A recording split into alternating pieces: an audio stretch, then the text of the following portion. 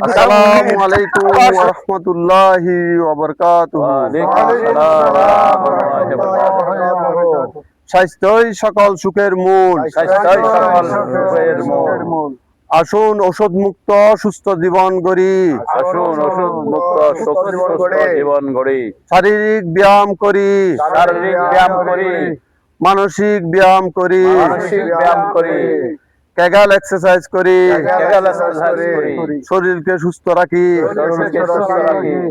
আমরা এখন কর্ণফুলী নদীর তীরে শরীর চর্চা শেষ করেছি।